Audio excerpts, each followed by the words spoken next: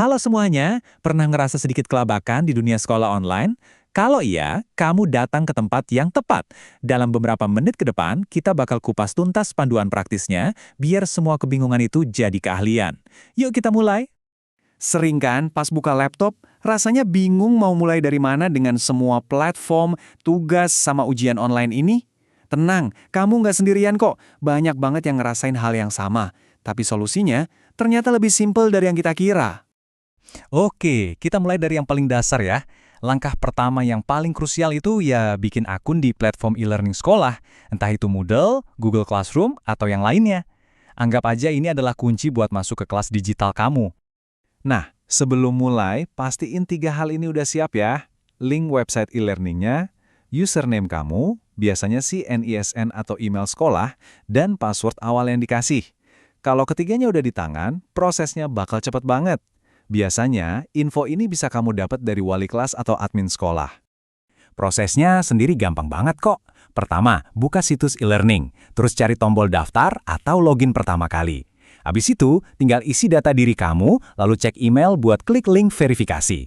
Dari situ, kamu tinggal bikin password baru dan selesai, kamu udah siap masuk kelas. Nah, ini tips penting nih. Kalau kamu coba daftar sendiri tapi gagal, jangan panik dulu. Sering banget, ini artinya pihak sekolah emang udah bikinin akun buat semua siswa. Jadi, langkah paling benar adalah langsung hubungi admin sekolah buat minta detail login kamu. Oke, kamu udah berhasil masuk? Keren. Tapi pertanyaan selanjutnya, abis login ngapain ya? Gimana caranya nemuin materi-materi pelajaran? Yuk kita lanjut. Sekarang kita masuk ke bagian kedua, cara mengakses modul belajar. Disinilah semua harta karun kamu disimpan. File PDF, video, presentasi dari guru, semuanya ada di sini. Buat nemuin materinya, mulai aja dari halaman utama atau dashboard. Cari menu kayak kelas saya atau mata pelajaran. Tinggal klik mata pelajaran yang kamu cari, dan semua materinya bakal langsung muncul di sana. Siap buat di-download atau dipelajari langsung. Nih, ada 2 tips jitu yang bakal ngebantu banget. Pertama, selalu pakai WiFi kalau mau download materi yang ukurannya gede, biar kuota kamu aman. Kedua, biasain download semua modul yang ada.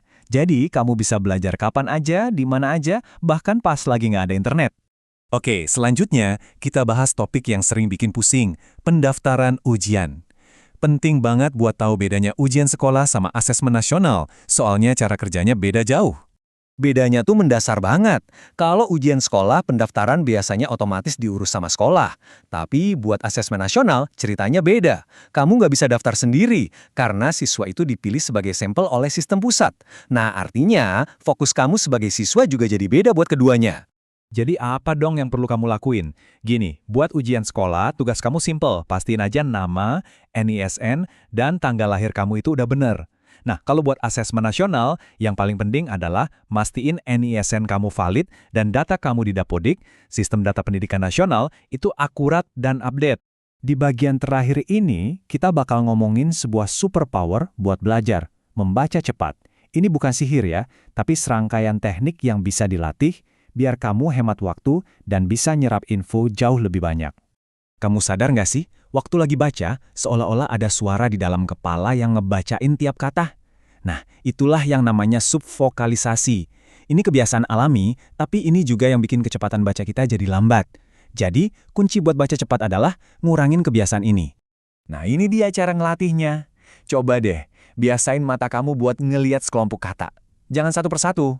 Terus, pakai jari atau pulpen buat nunjuk baris yang kamu baca, biar mata tetap fokus dan cepet.